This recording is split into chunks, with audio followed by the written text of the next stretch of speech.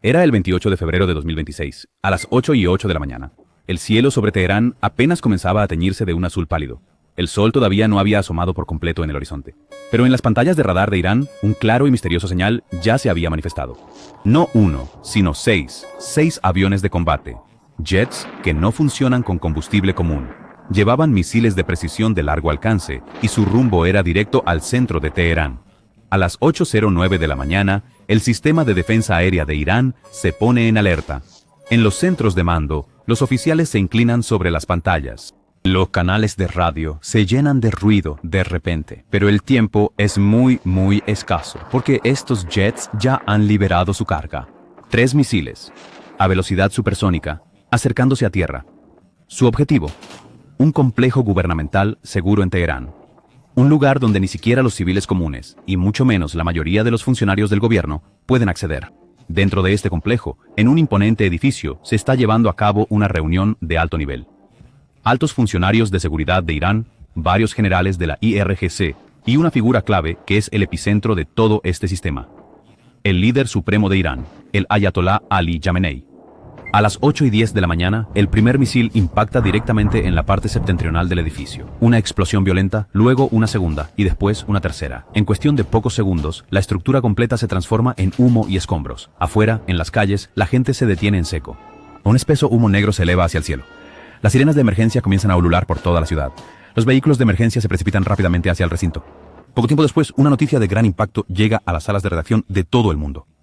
El líder supremo de Irán ha sido asesinado. Sin embargo, una pregunta crucial aún quedaba sin respuesta. ¿Cómo llegó todo esto a este punto? Para poder entender esta historia, tendremos que retroceder en el tiempo, hace aproximadamente unas 7 décadas, Mashhad, durante la década de 1950. Una ciudad milenaria ubicada en el noreste de Irán. Aquí vivía una familia de profundas creencias religiosas. No eran excesivamente ricos, pero sí muy respetados. Su hogar era modesto y de tamaño reducido. Contaba con habitaciones sencillas, alfombras cubriendo el suelo y estanterías repletas de libros a lo largo de las paredes. La gran mayoría de estos volúmenes trataban sobre educación religiosa, abarcando temas como el fiqh, el hadís y el tafsir. En esta misma casa, el 17 de julio de 1939, nació un niño. Se le dio el nombre de Ali Jamenei. Su padre, el Ayatolá Said Javad Jamenei, era un respetado erudito religioso. Llevaba una vida muy sencilla, con ingresos bastante limitados. En su hogar, a menudo, enfrentaban serias dificultades económicas. Más tarde, Jamenei escribió él mismo. A veces, para cenar, solo tenían pan y pasas. Pero en esta casa abundaba algo. La educación, sobre todo la religiosa. A Ali lo enviaron a la madrasa desde pequeño. Allí le enseñaban el Corán, árabe y los principios elementales del fiqh. Pero no era únicamente un estudiante de la madrasa. Tenía una gran afición por la lectura de libros, especialmente de historia y poesía. Este era el momento en que Irán también estaba experimentando grandes cambios. El país estaba gobernado por el Shah Mohammad Reza Pahlavi, un monarca que deseaba modernizar Irán rápidamente. Nuevas carreteras, flamantes universidades y reformas de corte occidental. Pero esta modernización, sin embargo, conllevaba un alto precio, un férreo control político y una temible policía secreta, la Savak. En Irán, el solo nombre de la Savak infundía terror en muchos, pues significaba detención, brutales interrogatorios y, en ocasiones, la desaparición para siempre. En este ambiente, una generación de jóvenes estudiantes religiosos se estaba politizando. Y entre esos estudiantes había un nombre: Ali Jamenei. Pero ahora, la siguiente etapa de su vida estaba a punto de comenzar. Qom, 1962. Esta ciudad era el centro de la educación religiosa de Irán. Madrasas, hausas, miles de estudiantes y, en el seno de esos mismos seminarios, la voz de un erudito comenzaba a propagarse con rapidez. Su nombre, el Ayatolá Ruhollah Khomeini. Khomeini no era solamente un maestro religioso, sino también un crítico político, y el blanco de sus críticas era el Shah de Irán, Mohammad Reza Pahlavi. En aquel entonces, el Shah estaba inmerso en la elaboración de un ambicioso proyecto. Este proyecto se conocía como la Revolución Blanca, que consistía en una serie de reformas, como la redistribución de tierras, la concesión del derecho al voto a las mujeres, importantes cambios en el sistema educativo y una profunda modernización inspirada en el modelo occidental. Los defensores del régimen afirmaban que este era un plan para modernizar Irán. Pero muchos eruditos religiosos lo consideraban algo más, una influencia y un dominio occidental, y una amenaza para el sistema religioso. En 1963, Khomeini pronunció un discurso muy enérgico. Él criticó públicamente al Shah, haciéndolo blanco de sus ataques, y declaró a Estados Unidos responsable de la injerencia en los asuntos políticos de Irán. Este discurso se extendió rápidamente por las madrasas, los mercados y entre los jóvenes estudiantes religiosos. Entre esos estudiantes había un nombre, Ali Jamenei. Él estaba en la veintena en aquel entonces. Estudiaba en Qom, leía libros, escuchaba discursos y poco a poco se iba convirtiendo en una parte activa de este movimiento. Luego, un día, el 5 de junio de 1963, comenzaron las protestas en varias ciudades de Irán, Qom, Teherán y otras ciudades importantes. Miles de personas salieron a las calles para manifestarse. El gobierno respondió con una gran dureza y represión.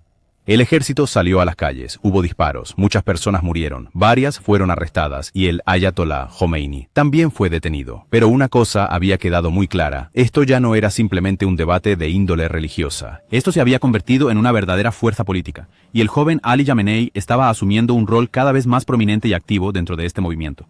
Él se dedicaba a la difusión de mensajes, a pronunciar discursos en grandes asambleas y a participar en reuniones secretas y clandestinas. Sin embargo, este camino conllevaba un alto precio, ya que en Irán operaba una agencia temida por prácticamente todo opositor político, la SAVAK. Y pronto, esta policía secreta iba a vigilar un nuevo nombre, Ali Khamenei. Para finales de los años 60, la política iraní estaba cambiando. Pero el régimen del Shah aún era fuerte y detrás de esta fortaleza se alzaba una poderosa institución. SAVAK, la policía secreta del monarca iraní. No era solo una agencia de inteligencia, sino también los ojos y las manos del gobierno. La tarea de la SAVAK era encontrar a los opositores del régimen, silenciarlos y, si era necesario, eliminarlos. Muchos activistas políticos iraníes temían este nombre. A finales de la década de 1960, un nuevo nombre se había añadido a la lista de la SAVAK, Ali Jamenei. Él ya no era solamente un estudiante. Difundía discursos, hablaba en reuniones religiosas e intentaba movilizar a los jóvenes estudiantes contra el gobierno. Estas actividades no pasaron desapercibidas para la SAVAK por mucho tiempo. En 1969, Ali Khamenei fue arrestado por primera vez. Lo llevaron a prisión.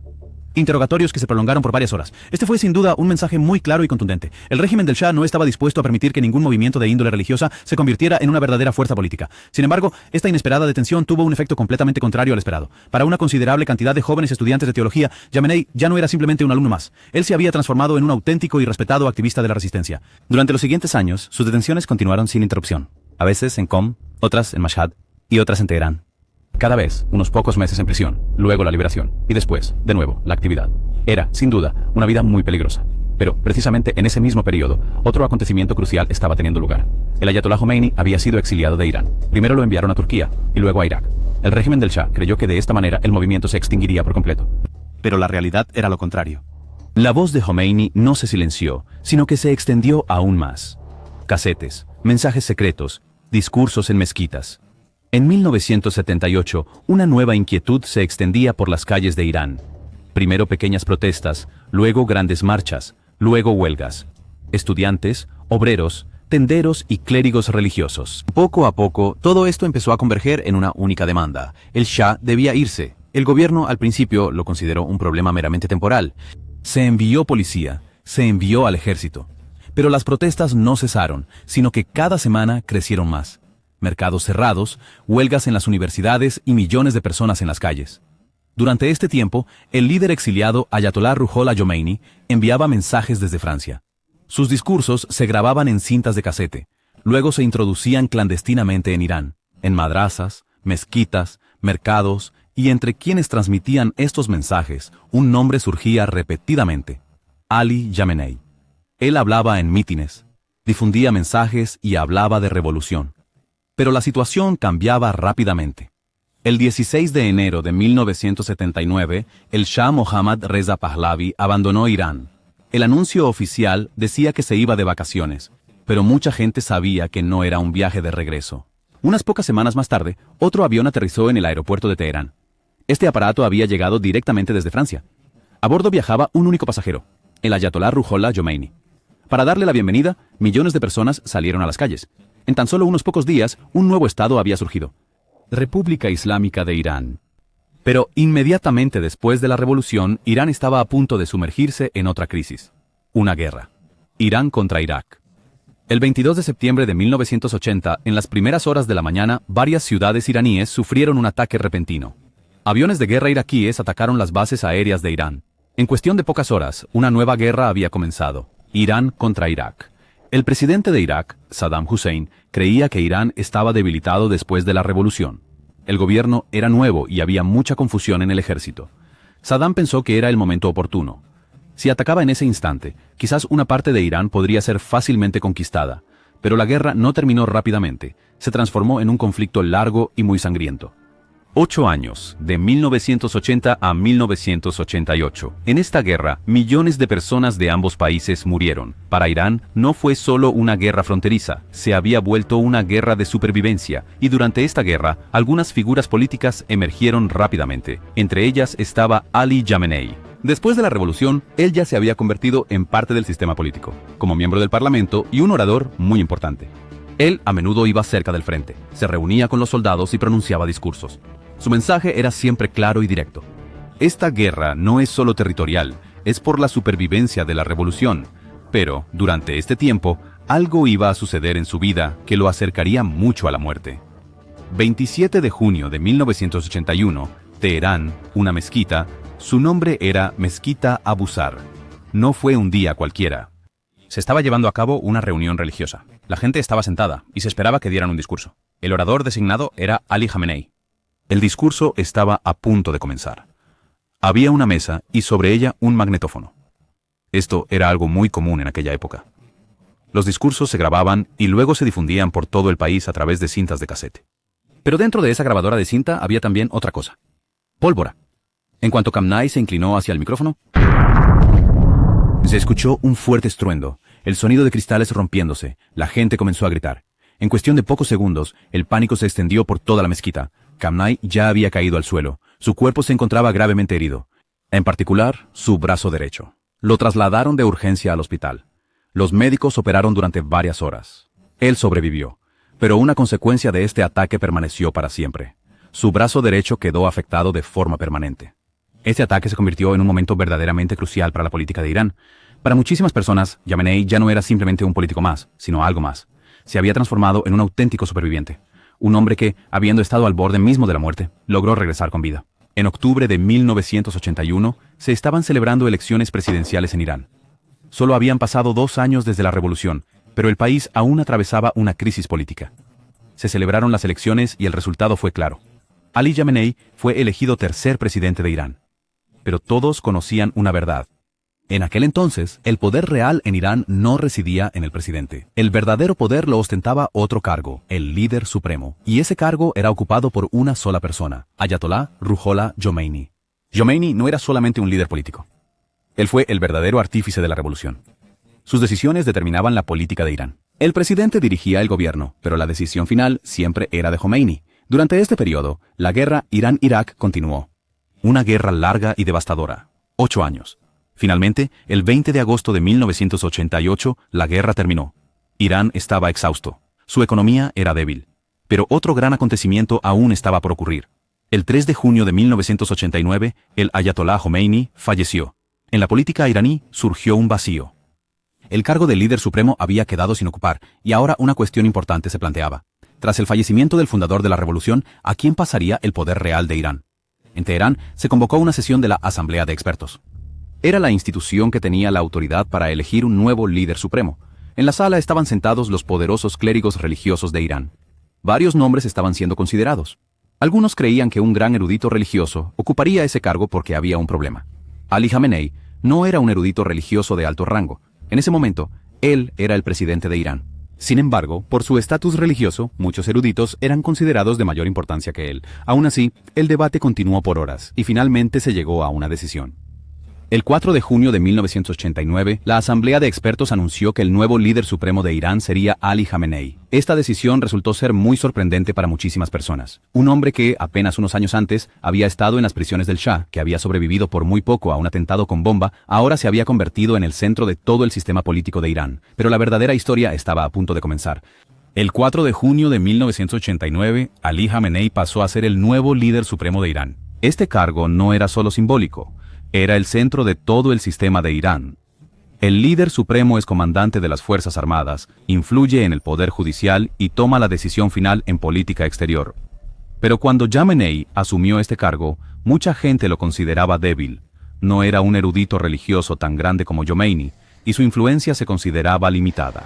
Pero en los pocos años siguientes dejaron una cosa muy clara. Ellos sabían cómo consolidar y mantener el poder con gran firmeza. En la década de 1990, aumentaron gradualmente su influencia sobre las instituciones estatales, especialmente una institución, el IRGC, el Cuerpo de la Guardia Revolucionaria Islámica. Esta organización militar fue creada después de la revolución. Con el tiempo, dejó de ser solo una fuerza militar. Se convirtió en el poder político, económico y de seguridad de Irán, y el líder supremo era su comandante final. Durante este periodo, el mundo también estaba cambiando. En 1991, la Unión Soviética se desintegró. La Guerra Fría terminó. Pero en Oriente Medio se estaba gestando una creciente tensión entre Irán y los Estados Unidos. Desde la Revolución Islámica de 1979, las relaciones entre ambas naciones ya se encontraban deterioradas. Sin embargo, durante las décadas de 1990 y 2000, esta tensión se intensificó aún más. Particularmente, un asunto clave fue el programa nuclear iraní. Estados Unidos y sus aliados afirmaban que Irán estaba intentando desarrollar armas nucleares de forma encubierta. La postura de Irán, por su parte, era completamente diferente. Ellos afirmaban que este programa era únicamente para fines energéticos. Sin embargo, en la política internacional, la confianza era escasa. Comenzaron a imponerse sanciones económicas, presión internacional y operaciones encubiertas. Para finales de la década de 2000, varios científicos nucleares iraníes habían sido asesinados en misteriosos ataques. Esta era una nueva guerra, una guerra en la sombra, donde había menos balas y más operaciones de inteligencia. Y en el centro de esta guerra había una sola persona, el líder supremo de Irán, Ali Khamenei. Cada ataque siempre llevaba consigo un mensaje. El programa nuclear de Irán resultaba completamente inaceptable para una gran cantidad de países. Luego, en el año 2010, se produjo otro incidente significativo. Un extraño y misterioso problema comenzó a manifestarse en las instalaciones nucleares de Irán. Las centrifugadoras empezaron a fallar de repente. Algunas máquinas se destruyeron por completo. Más tarde se descubrió que esto no había sido un simple accidente. Era un arma cibernética. Su nombre era Stuxnet, un tipo de malware que había sido creado con el propósito específico de atacar el programa nuclear de Irán. Esto sirvió como una clara evidencia de que el campo de batalla había experimentado una transformación. Hoy en día, la guerra no se libra únicamente en el campo de batalla, sino que también se combate en los sistemas informáticos, en las redes de inteligencia encubiertas y entre las propias agencias de inteligencia. Pero a pesar de todas estas complejas operaciones, una cosa estaba muy clara. El régimen de Irán seguía firmemente en pie, y en el corazón de este régimen aún permanecía una sola persona, el líder supremo, Ali Khamenei. Pero, con el paso del tiempo, su edad también estaba aumentando. A principios del año 2026, la política de Oriente Medio estaba tomando, una vez más, un giro sumamente peligroso. La tensión entre Irán e Israel ya era extremadamente elevada. Conflictos indirectos, ciberataques y operaciones de inteligencia encubiertas. Pero ahora, en ciertos círculos de seguridad, una nueva interrogante se planteaba. ¿Podría el régimen iraní ser atacado de forma directa? Y si la respuesta era afirmativa, ¿dónde se encontraba el verdadero centro de poder de este régimen? La respuesta era clara. El líder supremo, dentro del entramado político de Irán, no es, de ninguna manera, solo un cargo meramente simbólico, sino que también es el comandante en jefe de las Fuerzas Armadas. La autoridad final del IRGC también recae en él. Por eso, algunos analistas llevaban años diciendo que si alguna vez había una guerra directa con Irán, el líder supremo podría convertirse en un objetivo estratégico. Durante muchos años, esto fue solo una teoría. Pero en 2026, este debate comenzó a transformarse en un plan operativo. Las agencias de inteligencia empezaron a vigilar con mayor atención los movimientos de la cúpula iraní. Vigilancia satelital, inteligencia de señales, fuentes humanas. Se estaba prestando especial atención a una cosa en particular: dónde y cuándo el líder supremo celebraba sus reuniones más importantes. Porque en estas reuniones se congregaban las figuras más poderosas de Irán, los generales del IRGC, los asesores de seguridad y los líderes gubernamentales. Si alguna vez se presentara un momento en que todo esto coincidiera en un mismo lugar, eso habría representado una valiosa ventana de oportunidad. Y entonces, un día, una ocasión así se manifestó. Teherán, un complejo gubernamental seguro. Aquí estaba programada una importante reunión de seguridad. Según informes de inteligencia, varios altos cargos del liderazgo iraní iban a estar presentes en esta reunión. Y entre ellos, el nombre más importante era Ali Khamenei. Este era el momento que algunos habían estado esperando durante varios años. Y entonces se fijó una fecha, la semana del 28 de febrero de 2026, por la mañana, y pocos minutos después, aviones de combate aparecerían en el cielo de Teherán. El 28 de febrero de 2026, a las 8:08 de la mañana, los sistemas de radar de Irán sobre Teherán detectan una señal inusual: múltiples objetos de alta velocidad en el espacio aéreo. Los centros de mando entran en alerta inmediata, pero el tiempo es muy limitado, porque los misiles ya han sido disparados. 3 misiles guiados de precisión, a velocidad supersónica, se dirigen hacia el centro de Teherán. Su objetivo es un complejo gubernamental seguro. Dentro de este mismo complejo, se está llevando a cabo una reunión de alto nivel. Asisten los principales funcionarios de seguridad de Irán, los generales de la IRGC y una figura que ha ostentado el verdadero poder de Irán durante 4 décadas, el líder supremo Ali Jamenei. Son las 8:10 de la mañana. El primer misil impacta en la parte norte del edificio. Una fuerte explosión. Segundos después, el segundo, luego el tercero. En pocos instantes, el edificio entero se vuelve humo y escombros. Afuera, la gente se detiene en las calles. Humo negro se eleva hacia el cielo. Las sirenas resuenan por toda la ciudad. Los vehículos de emergencia corren hacia el complejo. Los equipos de rescate intentan retirar los escombros. Pero el daño es inmenso. Pocas horas después, surgen los primeros informes. Varios altos cargos de seguridad de Irán han muerto. Y entonces, una noticia surge. Ali Jamenei ha muerto.